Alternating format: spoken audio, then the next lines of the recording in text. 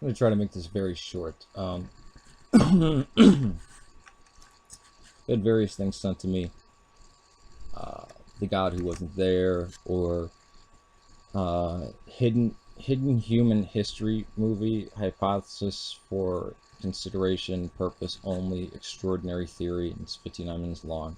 Labarum 312 did two videos about this, when crackpots breed, and then there's been other people with different websites asking me like, oh, what website can I go to? What website did you set up? Well, here's a problem. Me and Pandora's Box, and possibly a few others. I don't know, but at least I can say that Gambler is informed, and David P. Witham is informed of at least the orthodox understanding of history, and does a fairly good job of representation from a Westerner coming to the OCA. Now, I'm going to put a link down in the description box, and I just want you to click on this and look at it, what all this is. And it has all the early writings, pro-Christian, anti-Christian, neutral, from Christian, it's called the Catholic, not Roman Catholic. Anybody, again, I shouldn't have to say that. Gnostic, Judaizer, and all forms of Gnostics, Basilinean, Valentinian, and them arguing with each other, pro and con, the contents of Nag Hammadi. You have the Jewish polemicists against the Christians, Christian polemicists against the Jews, the Greeks under Rome, the Latin Romans, polemicists against the Christians, Christians against both of those, Catholic polemicists against Gnostic, Gnostic against Catholic, going all the way up to Origen, which ends at about the first part of the 3rd century. It gives a date 203 to 250 for Origen. Again, these dates, I don't agree with them, but just look at how much is here. Now, I want to ask people, have you even read half of this? Now, this isn't anybody who's Orthodox or Catholic or anything like that.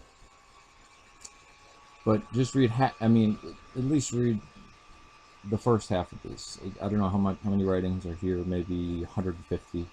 Well over 150, because these are just names, and then there's books that these people have written or ascribed to, or whatever.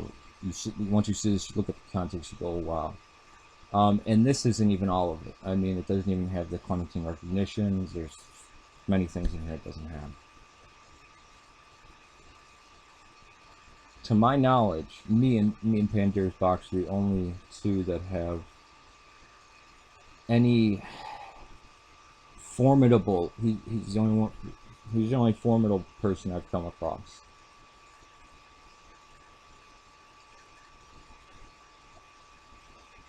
Not to say that I think he makes a good case for his things, but at least he knows enough. So, I mean, I can look at these things like the God Who Wasn't There, or the hidden history of humankind, or all these weird things, the mythicist theories with Mithras and Attis, or borrowing from the Egyptians, or any of this kind of stuff, and know instantly they're liars, or they're basing it on common knowledge, or conspiracy. Like, well, everybody knows that Abraham Lincoln discovered America in 1776 on the Mayflower with Christopher Columbus. No, that's just a gross misunderstanding of history. And that's my true problem with things. It doesn't really consider theology when people say things authoritatively, and then they're astonished. Oh wait, I mean, I ran into somebody who claimed to be a Judaizer, did not know who the Ebionites were, or the Nazarenes, or Cerinthus. How is that possible? How? Oh, it's somebody who doesn't even know what they don't even know. They don't even know this stuff exists. They haven't even taken the time to say, hey, was there anything earlier than the four canonical Gospels? How do we have these? How do we have the writings of Paul? Where did this come from? What are the other early writings? How does this corroborate? How do we even know where they came from? Now, again, if you're Orthodox or Roman Catholic or the Syrian Church of the East or any of the Oriental Confederation, this is not a problem for you. But it becomes a huge problem for anybody who wants to pick or choose or try to say, well, this is the correct gospel, or this is what Jesus had to have said, or this is what he did, or this is how Christianity formed. No.